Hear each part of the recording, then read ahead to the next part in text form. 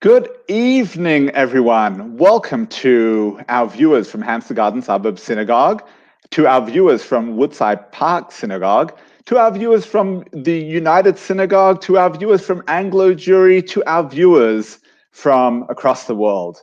Tonight we have the fourth installment of our Rabbinic Chavrusa in memory of Rabbi Lord Sachs, Zatzal Zecher Tzadik Livracha, of blessed memory. Each month, we look at another book from Rabbi Sachs in conversation with a rabbi from Anglo Jury. Tonight, it is my honor to be in conversation with Rabbi Pinny Hackenbroch of Woodside Park Synagogue. Rabbi Hackenbroch has taken the gargantuan task, the courageous task of discussing tonight the dignity of difference, probably Rabbi Sachs's most famous book. Welcome, Rabbi Hackenbroch. Good evening, Rabbi Friedman, and good evening to everyone at Norris Lee. It is an absolute pleasure and privilege to be with you and to have the opportunity to have a chavrusa. Well, thank you. To be able to share ideas and thoughts and be in conversation with you, Rabbi Friedman. I personally owe so much, as we all do, to Rabbi Lord Sachs. He inducted me twice in 2003 when I became the rabbi in Newton Mearns in Glasgow, and again in 2008. And he came quite frequently to Woodside Park. Of course, he grew up around the corner from the shul in Finchley, went to school nearby, and he was somebody who really lived up to the virtues and values that he stood for. And he was somebody who we all were inspired by his thoughts, his ideals, but also by the way that he lived and breathed the virtues and values that he stood for. Now, why did I choose this book? Well, that's something I'm still asking myself. It is probably the magnum opus of Rabbi Sachs's works. It certainly is a book which is much discussed around the world and is one of the books that is certainly challenging in so many ways and so many levels. I will share with you a little story just as way of background as to when the book really resonated with me. I had my signed edition from Rabbi Sachs when he came to visit for the induction, and I recall that I was invited to Hampden Park a few years after I was in Glasgow, and I was invited to take part in an interfaith event. It was Show Racism the Red Card. And what they had arranged were 4 groups of kids. There was Protestants from a Protestant school, there were Catholics, there were kids from the local Jewish school, and there were Muslim kids.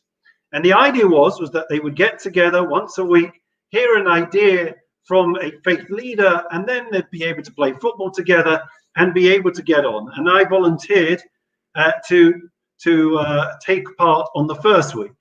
And so I gave this beautiful idea relating to many of the themes we'll be discussing tonight. And then the idea was that the kids should play football, mix up with each other, and have a lot of fun. Anyways, long story short, we thought we may have some trouble with the Muslim and the Jewish kids. There was a lot of tension at that time. That wasn't the issue. In Glasgow, the old firm was very, very passionate. And therefore, when it came to the Protestant and the Catholic children playing and mixing up and playing as a team together, that was the greatest challenge. But that little microcosm, those 4 groups of kids, and being able to eventually learn to play together and to find that they could be on the same team and work together, it very much resonated with me. And it's something that stayed with me throughout the interfaith work that I have done. So the ideas that we're going to discuss tonight relating to the dignity of faith and the ideas which are all about collaborating, working together, respecting the differences, and being emboldened by the differences, as well as celebrating the commonality, is something that I hold so dear, and I'm very much looking forward to sharing and to discussing with Rabbi Friedman. Well, thank you very much, Rabbi Hackenbroch. That sounds so interesting, and really, by the sound of things, laid the groundwork for the incredible interfaith clergyman, that interfaith leader that you have become today. And just like Rabbi Sachs, I think sometimes we misinterpret Rabbi Sachs as this leader for everyone, but he was very much leader for everyone, but ambassador of the Jewish people. And interfaith work involves that give and take, that dialogue, that it's a communication. It's not just simply, this is our message and we're putting it out there, but it's a back and forth, a to and fro, and no doubt you embody many of the great character traits that Rabbi Lord Sachs Zatzal taught us in terms of interfaith work. So I'm going to start with chapter 3, if I may. And chapter 3, in The Dignity of Difference, Rabbi Sachs talks about the ghost of Plato. He says the issue why we don't understand one another and we don't understand the role of religion, and we think that religion is only a destructive force, is because we in the West, we think in Platonic terms. See, for Plato, the world was all about order versus chaos, truth versus falsehood. So if truth equals order and chaos equals falsehood, then the goal in life is to strive towards finding that truth, seeking that order. So if I'm getting to a point where I am able to find that order in amongst the chaos, find the truth, then everything else must be false in comparison. Therefore, truth must be universal.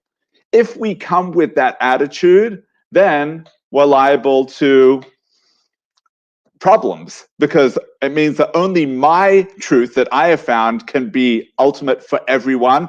It must be the only answer. And if you have some other answer, then you are living a lie. You are living in a life of chaos. And with that attitude, we're bound to have division in this world and major conflict. According to Rabbi Sachs, universalism is just as dangerous as tribalism. So there are those that accuse religions of being the source of conflict in the world. And certainly Rabbi Sachs later develops this in Not in God's Name. But this notion of tribes being in conflict with one another, and therefore let's rid the world of particularism. He says, if we're working towards universalism, we are going to have the same problems. He says, many a time in history, there have been attempts at universalism that have failed because they fail to recognize and honor and tolerate the particulars that exist in the system. He says that the Bible is the greatest anti-Plato statement. God's statement in the Bible, at least the way Judaism has always understood it, is that Judaism isn't for everyone. That the message God gives to a particular nation is not the same message that God is giving to everyone. So when we have the birth of our people, not yet called Jews, probably called Hebrews, later become Israelites, and only later become Jews, but that first birth of Avram HaIvri, Abraham the Hebrew, at the same time, we can still have a conversation that he has with Melchizedek, the king of Shalem. V'hu kohen le'el elyon. He is a priest to the God of Most High. What do you mean? Was he a Hebrew? Was he of the same faith as Abraham? Where does he fit into the picture? Rabbi Sachs wants to suggest that, yes, he could worship the same God, but not necessarily in exactly the same manner that Abraham is, and be outside of that realm of Abraham's covenant. God, says Rabbi Sachs, is the God of all humanity. But, in Rabbi Sachs's words, no single faith is the faith of all humanity. I guess what he means is no single religion is the religion of all humanity, yet it's the same God. He says the God of the Bible is not Platonist. God chooses Isaac and yet is able to have blessing for Ishmael. God chooses Jacob and yet has blessing for Esau. Doesn't exclude them. Doesn't say, well, if you're not choosing this path, then you're cursed. No, there's blessing even beyond the borders of this Hebraic succession and tradition. He talks about the three struggles of Moses. Moses first struggles when he sees the Egyptians smiting his Hebrew brother.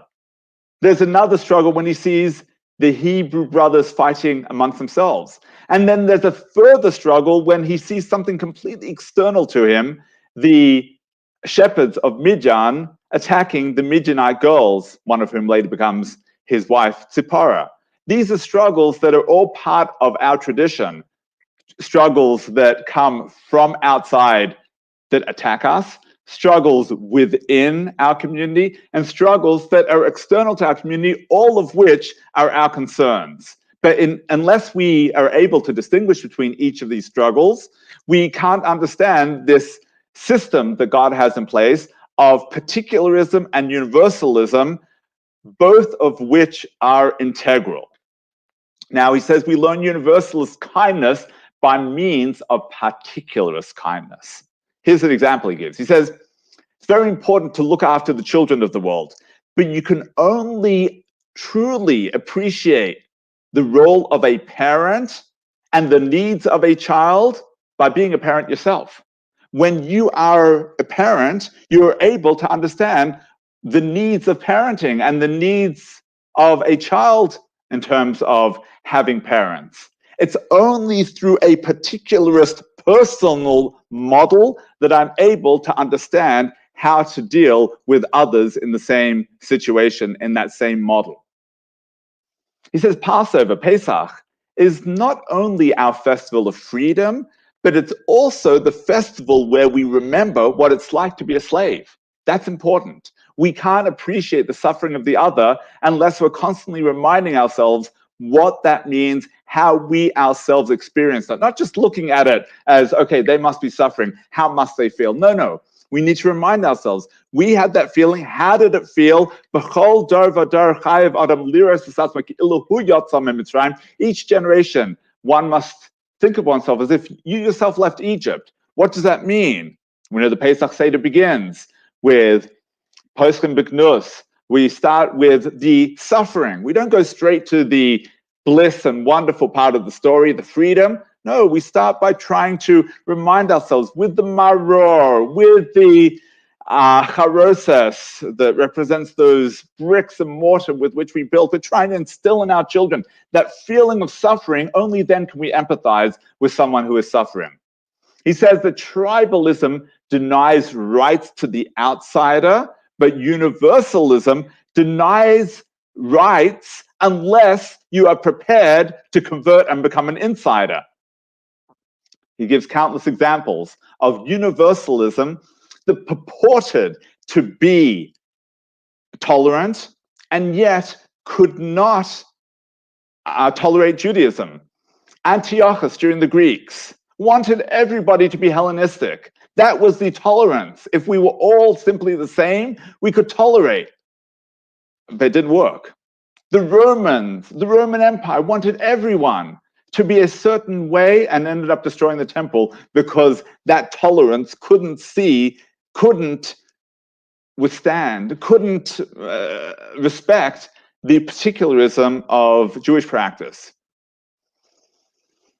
He says, ultimately, says Rabbi Sachs, we must believe that there's a universalism in Judaism that's defined by the Noahide code, and then a particularism, a particular covenant that God makes with us, and different styles that God has with everyone else in the world, however they express their connection, their relationship with the Almighty, as long as they are within that Noahide universal code, then we are all fulfilling our mission.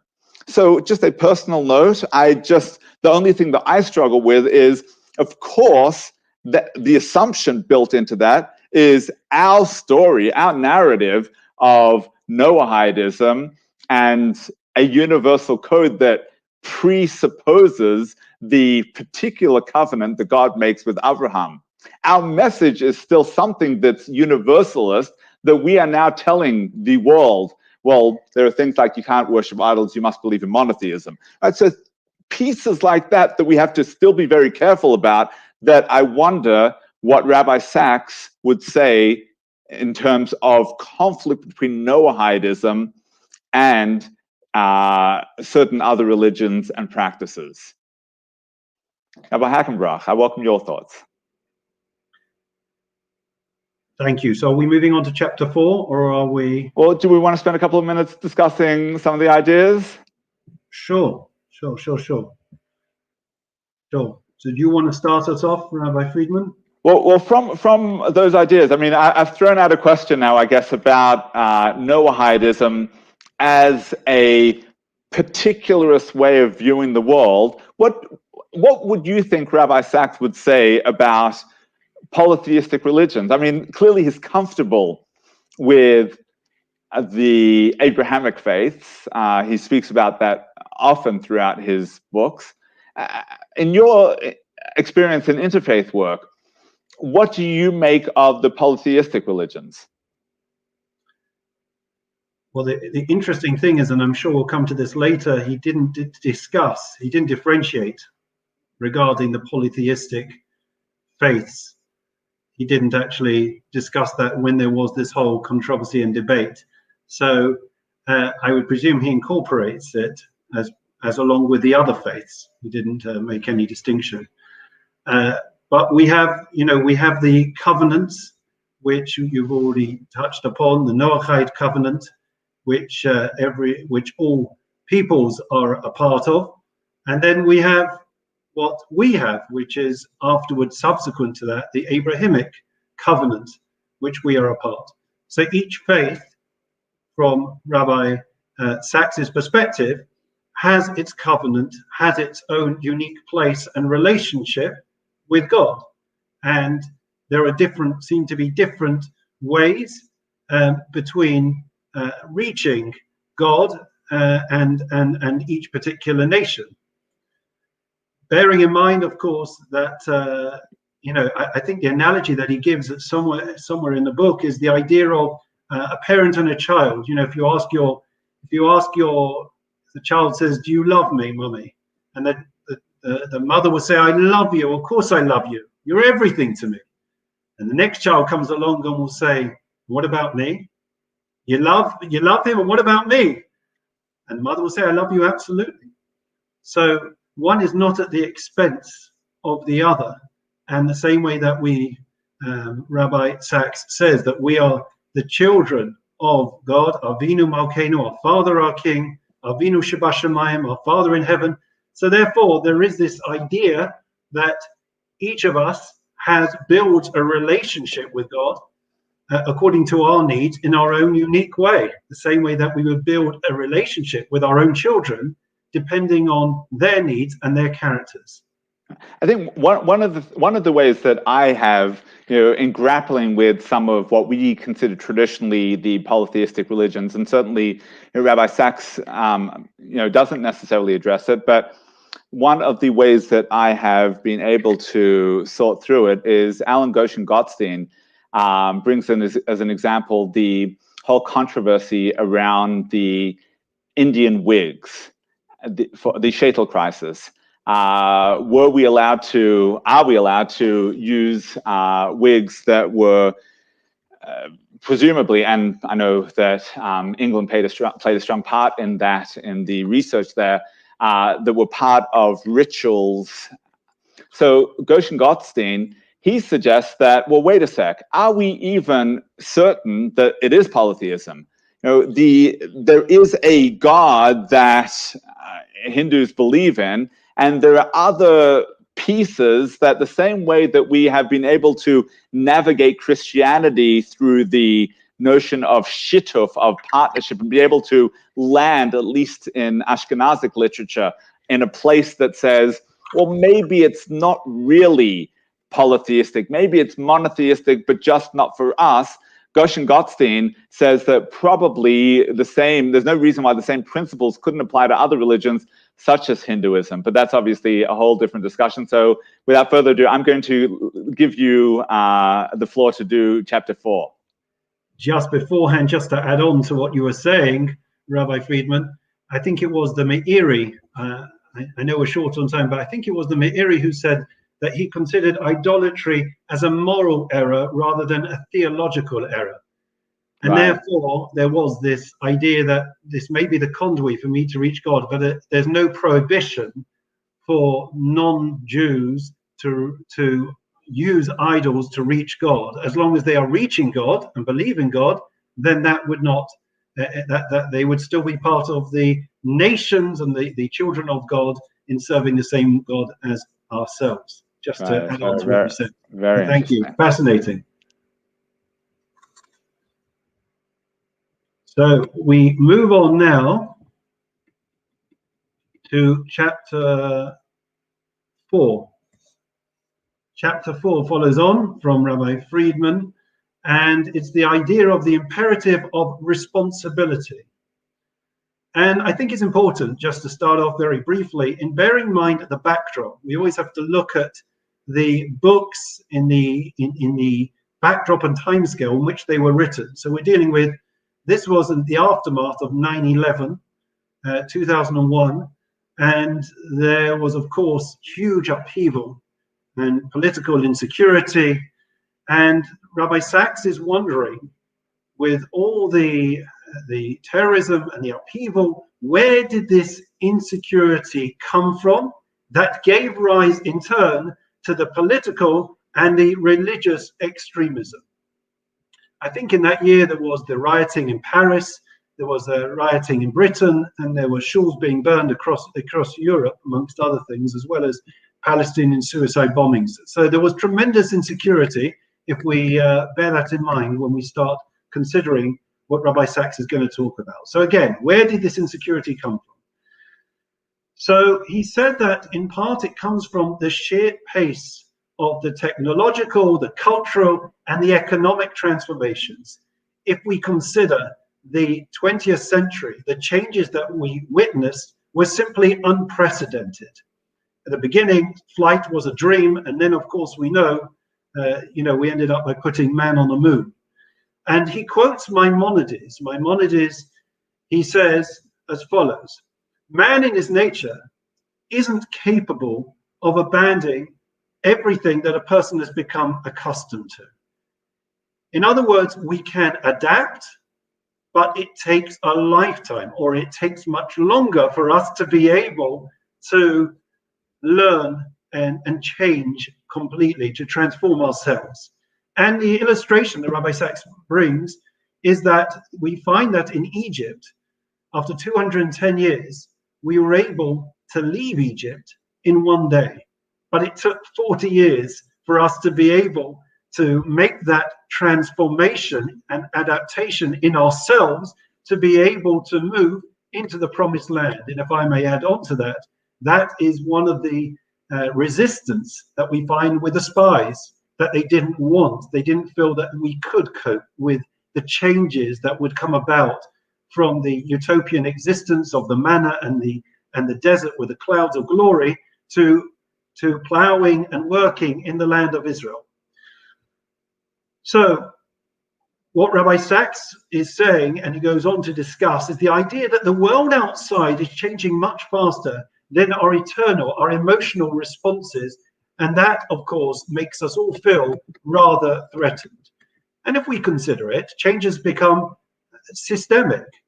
Jobs were for life. Marriages and relationships were for life. You lived in the same place. Some people lived in the same house. No longer was that the case. There was a feeling of a lack of control over our lives. Climate change, technological change, economic change. And therefore, Rabbi Sachs goes on to discuss and to analyze about the Western culture and a central paradox in choice itself. You see, he says that we have conflicting messages between economic markets on the one hand and life and social sciences on the other. On the one hand, we're all familiar and blessed and enjoy the choice that we have through consumerism, choices on the internet, in supermarkets, in everything that we have or want in life. And yet, on the other hand, there is this idea that we seem stuck. We don't have choices. In fact, if we think back to the quasi-scientific determinism, which was over the last 4 centuries, Rabbi Sachs says that they believed that choice was illusionary. Spinoza, Durkheim, Marx, and Freud. We are what we are not because of the choices we made. But he says that the social structures, the economic forces, the historical inevitability, or the child experiences, all were said to inhibit and hamper us from being able to make choices and to change as a result. So therefore, he says that we've lost confidence in choice itself. We feel givenness, we're stuck in life. And that, of course, in turn, gave us stability and predictability to life. So what caused the uncertainty? So fast forward from the 17th to the 20th century, there was a liberation, he says, of the individual from social constraints.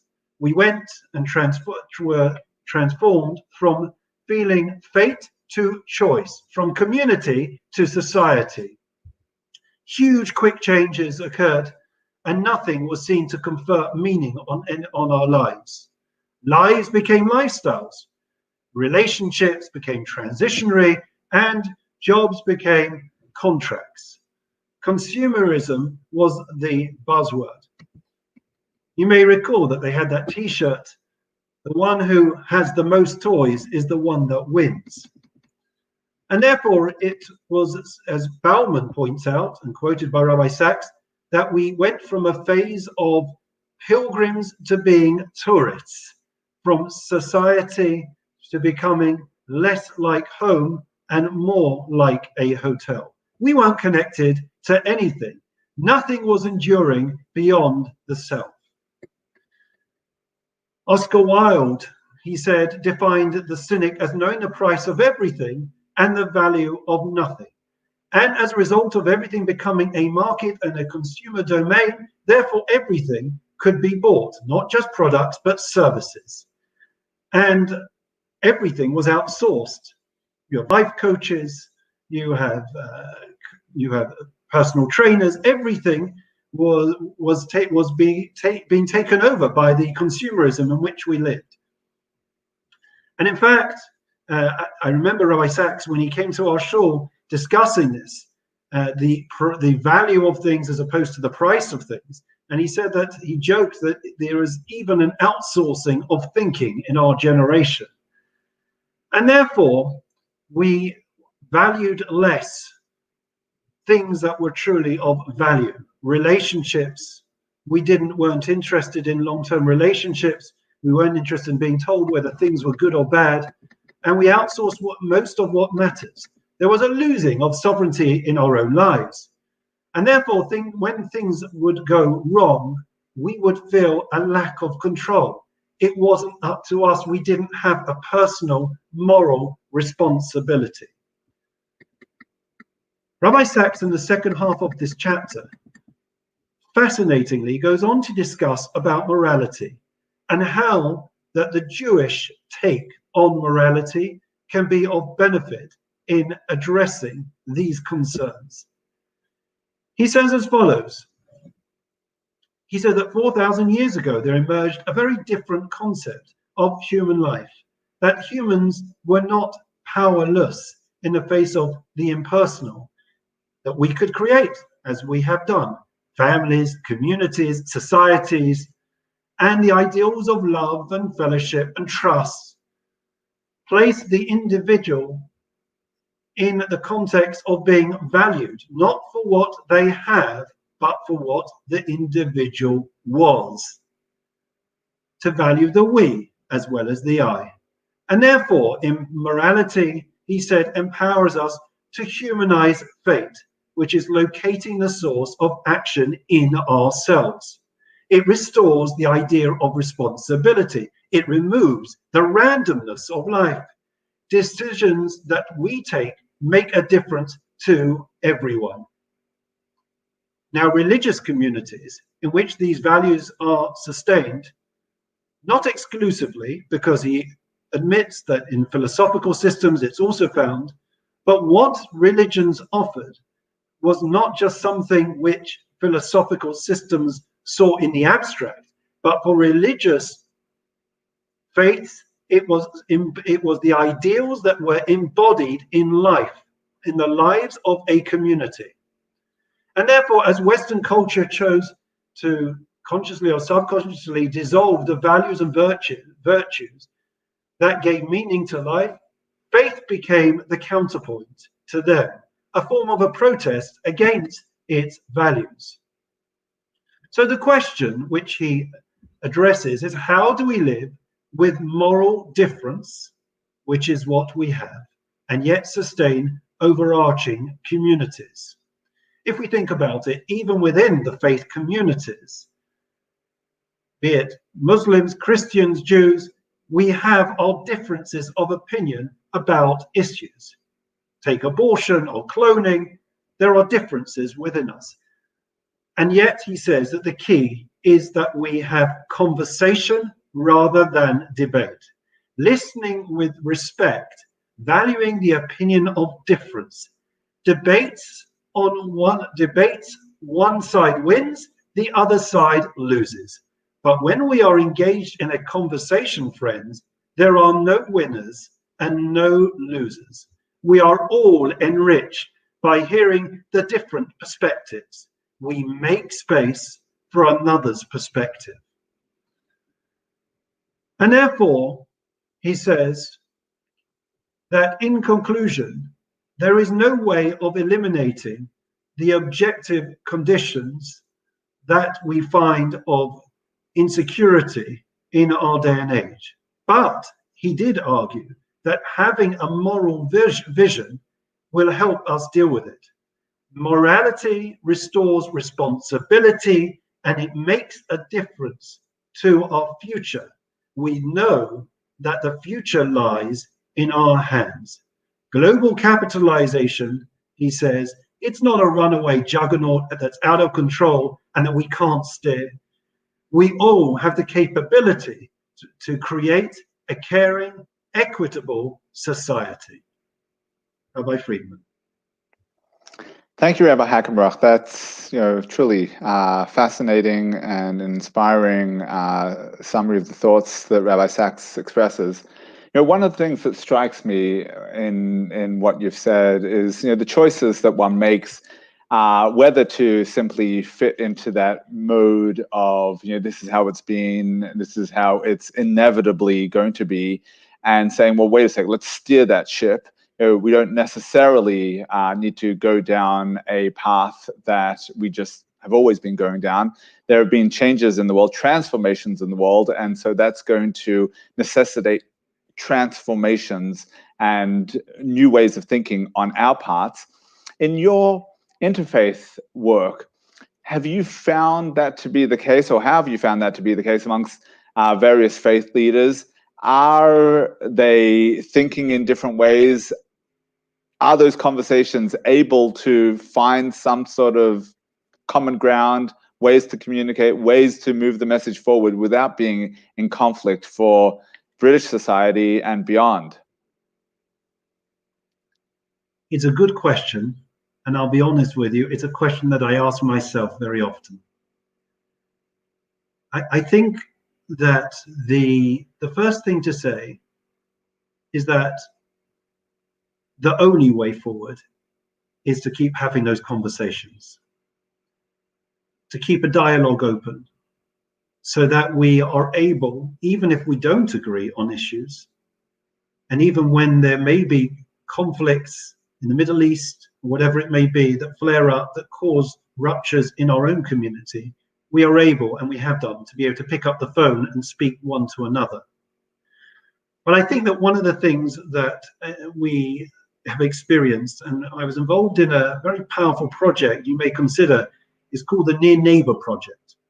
And what it does is it takes different communities and you spend weeks on end discussing local issues. And I think that is the key. It's the small things in life that can make the big difference. We're not going to start, and I don't think Rabbi Sacks's vision and philosophy would be for us to start thinking that we start with the big things. We start locally and we look at the local issues.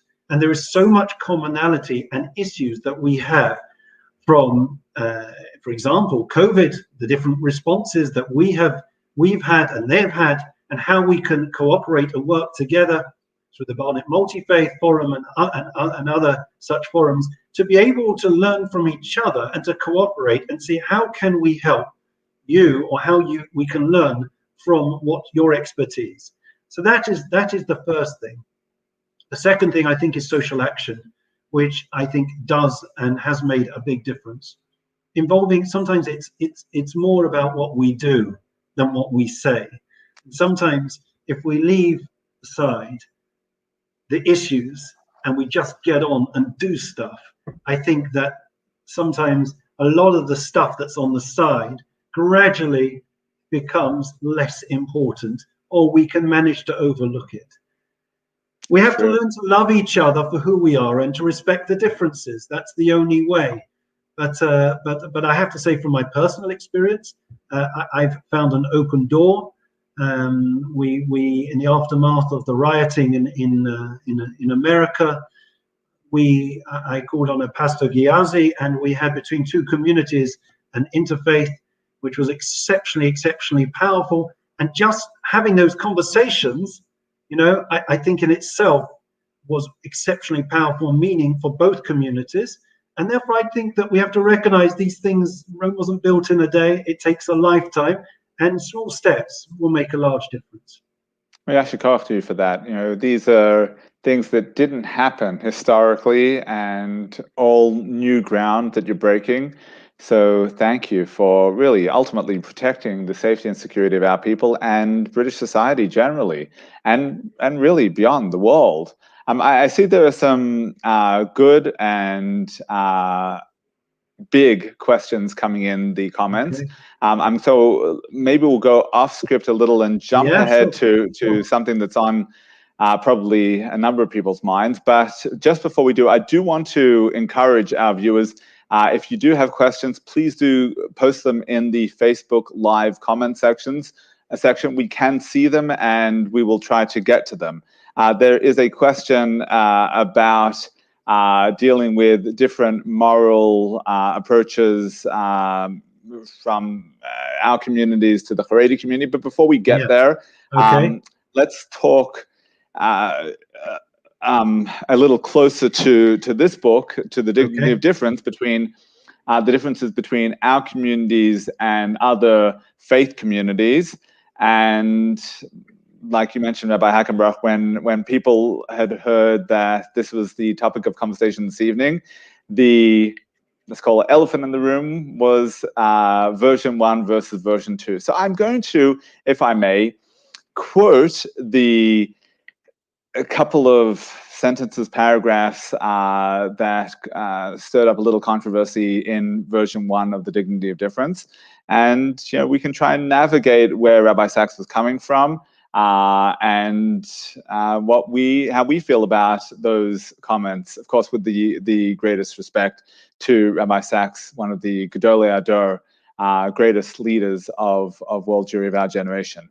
So Rabbi Sacks had written in version 1, number 1, God has spoken to mankind in many languages, through Judaism to the Jews, Christianity to Christians, Islam to Muslims. God is the God of all humanity, but no single faith is or should be the faith of all humanity. Number 2, no one creed has a monopoly on spiritual truth. No one civilization encompasses all the spiritual, ethical, and artistic expressions of mankind. In heaven there is truth, on earth there are truths. God is greater than religion. He is only partially comprehended by any faith. Number 3, each of us within our traditions must learn to listen and be prepared to be surprised by others. We must make ourselves open to their stories, which may profoundly conflict with ours. So, Rabbi Hackenbroch, first thoughts on what Rabbi Sachs meant, why he might have removed those thoughts, and whether you would echo those thoughts or consider them, as some in our community did, as bordering on heretical. Okay. So I just want to make clear that I do want to go on to the Rika question afterwards, if you don't mind, when we finish this. Absolutely. Okay, because I think it's something that was on my mind. Okay. So I think by way of introduction, that we should recognize and appreciate that true leaders and thinkers are there to challenge us, and as Rabbi Sachs said, are there to be challenged. Now, when you're a leader, as you well are, Rabbi Friedman, an outstanding leader, you know that you set the pace. And when you set the pace, as you go on any tour, you'll know, sometimes you'll be accused of going too slow, and sometimes you'll be accused of going too fast. And it's a real delicate balance for any leader to get right. I think that Rabbi Sachs was and is and will be considered for generations to come as one of the great leaders and visionaries and thinkers who had tremendous courage. He was not afraid to have people that disagree with himself. But I think we should also bear in mind that there have been many controversies over many other Jewish thinkers that had original ideas. At the time, it was seen as radical, and it was something that was also, there were all types of accusations that were thrown up. I don't need to tell you, from Ramchal, Rav Moshe Chaim Luzzatto, the Baal Shem Tov's books were burned, and also Rav David Sinzain, the Yad David and the Talmud, also got into hot water about statements that he made, for example, about Napoleon in trying to make overtures to him, bearing in mind that Napoleon was in two minds as to where the Jews were sitting, whether they were a fifth column or not. So, I mean, we can you talk about the Rambam. I mean, we've got Rabbeinu Yonah, a generation later, who had participated in the burning of the Rambam. Correct, and he himself came around and spent the rest of his life in a state of teshuvah, only willing to accept that God had forgiven him and that the Rambam, Maimonides, had forgiven him, if he were to beg forgiveness at the Rambam's keva. So he spent years trying to make his way to Israel. He died en route. No doubt the Rambam and Rabbeinu Yonah sitting together, having a Chavrusa right now, probably a three-way with Rabbi Sachs. Anyways, right. So going back to this issue, Rabbi Sachs, when he wrote this book, and he made clear when he wrote all of these books of this genre, were written, when I speak to you, I will speak to you in a dialogue that is conducive for us to be able to speak. Rabbi Sachs wrote these books predominantly for the wider community rather than our own community. And therefore, he wrote them in a way that they would be able to understand. And therefore, if moving on to the question which you posed, I think that Rabbi Sachs never retracted. He never retracted. Fact. There was Rabbi Sachs's second version was really the same as the first version. The only difference is he refined the way that he wrote those ideas and concepts, so that it would be something that would sit more comfortably with us. But in terms of the idea itself, if you look very closely, it hasn't really changed. The idea of recognizing and being able to see the godliness in every person, to recognize that if somebody else is serving God, that there could be spirituality in their service of God. It is not something that Rabbi Sachs changed between book 1 and book 2. So, for my mind, the concept, it was something which, in the way it was written, it was something which was rather a shock to the system. But the concept itself, I don't need to tell you, we don't have time to go through it, but it's certainly well grounded. Rabbi Sachs himself wrote over 100 sources subsequent to the first edition to share with the readers, and people could qualify and understand where he was coming from. I think, one is reminded of the words in Pirkei Avot that says, Chacham hizaru b'divreichem. We have to be very careful, even when we are speaking the truth, that it is not misunderstood, misinterpreted, or taken out of context by people who are seeking to undermine the message. And perhaps that was what Rabbi Sachs recognized at this point. Make it clear, make it unambiguous, but absolutely, like you say, Rabbi Hackenbroch, his thoughts have abundant evidence throughout Jewish tradition, and it's almost a shame that to state it in the clear terms that he did, although one almost wonders, maybe from the Almighty, it was the controversy that had to propel the book to international stardom, and that's really had the message. When the classic idiom that says that the best way to get a book out there is to get it in Cherem. It shot to international fame on account of the little free advertising that he got. So it all comes from the Almighty. Yeah. So yeah, agreed. I think the book would have gone to #1 in any case, because it is a phenomenal ideas and tremendous wisdom. But I think the central message is that we should reinforce, is, at least from my perspective, is that mainstream rabbinic teachings teach that wisdom and righteousness and the possibility of having a true relationship, and that's what Rabbi Sachs emphasized the second time around, the relationship with God is available to non-Jewish cultures and religions just as much as it is available to us. They had the covenant with God through the covenant of Noah and all his descendants, and therefore the tradition teaches that one doesn't have to be Jewish to know God or to know truth.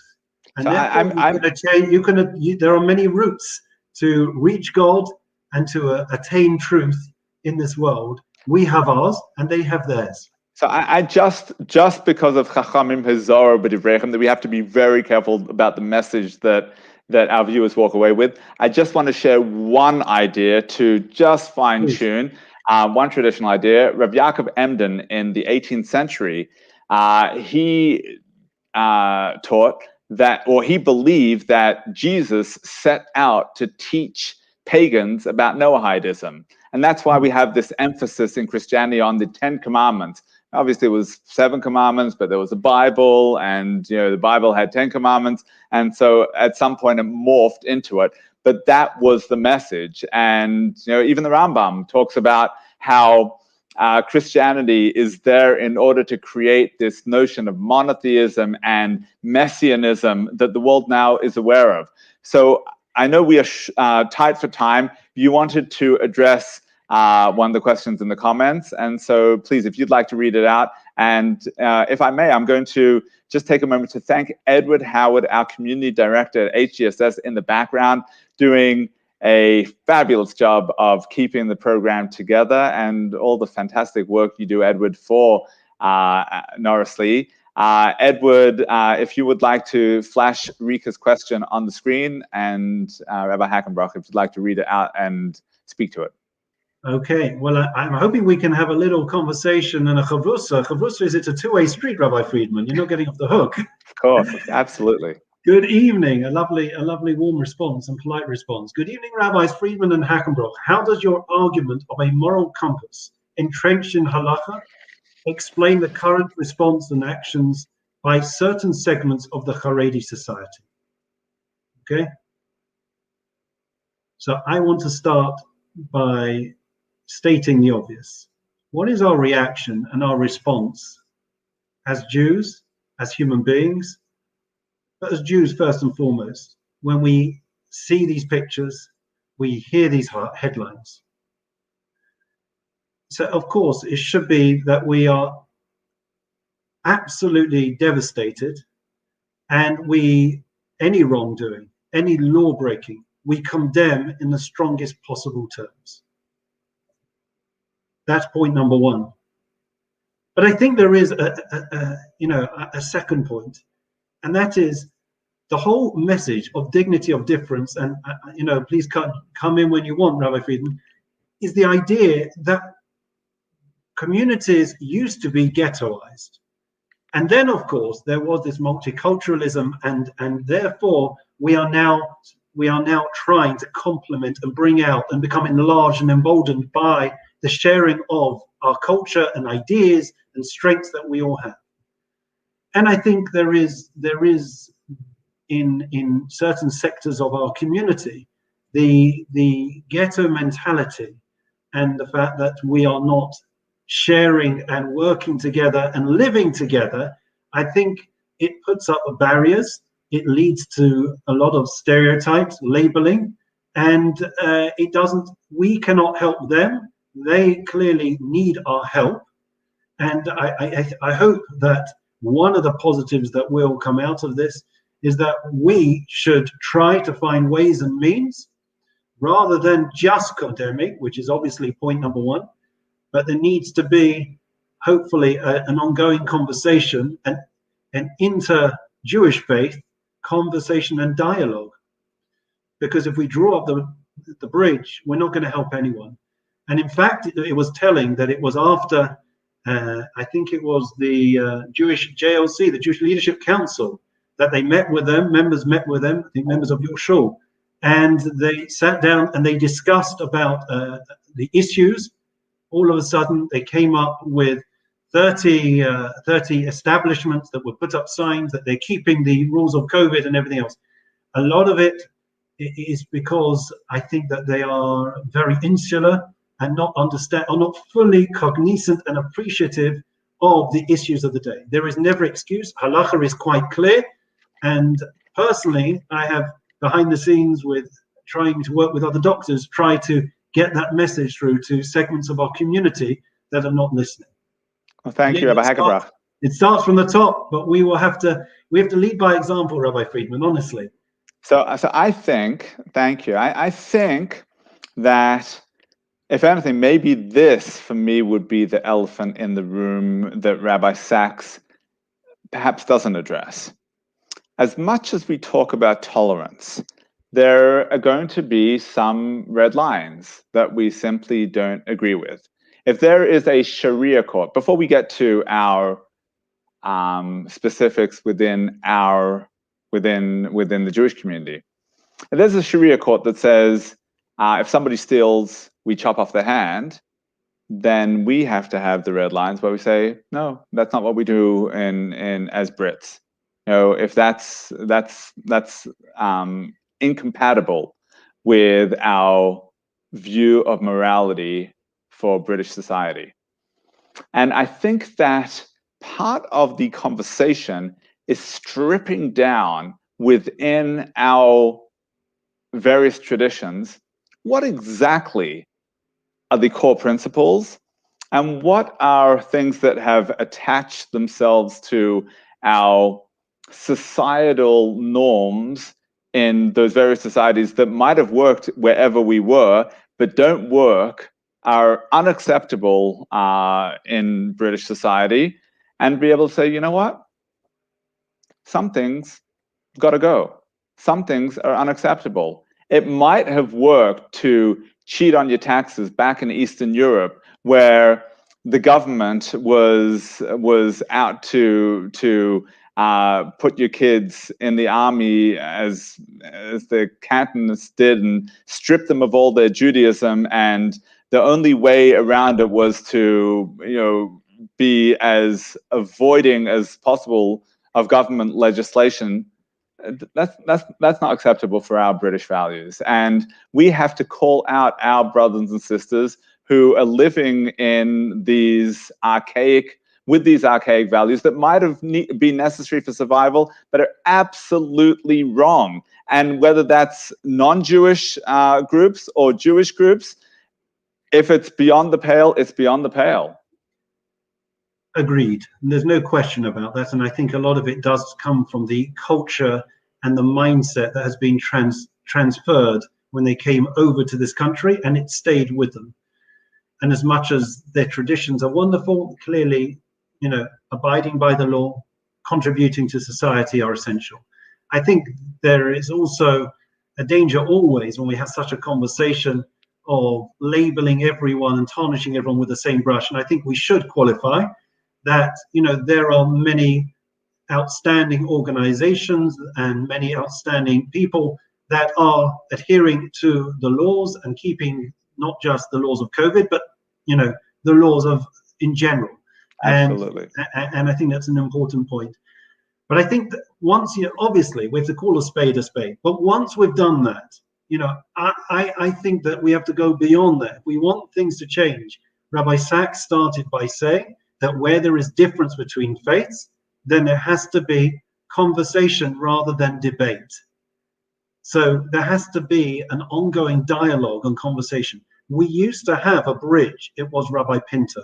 Rabbi Pinter was an outstanding leader. I think just before your time, he sadly passed away at the beginning of COVID. I don't know if you got to meet him, but there was that bridge, and we need a leader of his caliber and ilk that is willing to come across and be able to understand and appreciate things from our side, and then have people that are able to go back and to translate that into a method and means that will be able to be heard in their own communities. But 100%, I'm with you. I'm with you 100%, and I have condemned in the strongest possible terms. What I'm saying is, and now what? Condemning isn't going to change make a paradigm shift. We need, and I'm all about this, we have to try and say, let's sit down, or let's create the means for being able to have those communications with the leadership so that they can understand and impress upon them the way things are being perceived and the dangers. You know, we're talking about pikuach nefesh. So it's something that I'm sure you and I can work on after this. Thank you for volunteering. Absolutely. Well, thank you so much, Rabbi Hackenbroch. It's been such a privilege to chat with you this evening. I think this has been an extremely stimulating conversation. I've learned a lot. I look forward to learning with you on many more occasions in the years ahead. And wish you hatzlacha Rabba in everything you do for the Woodside Park Synagogue community and for Anglo Jewry generally. Yasher koach and hatzlacha. Thank you, Rabbi Friedman. Thank you, Hampstead Garden Suburb. Wishing everyone bracha b'hatzlacha, and should keep safe and keep well. And please God, we look forward to coming together in person only on Simchas in the future. Keep safe, keep well. Thank you so much. Amen.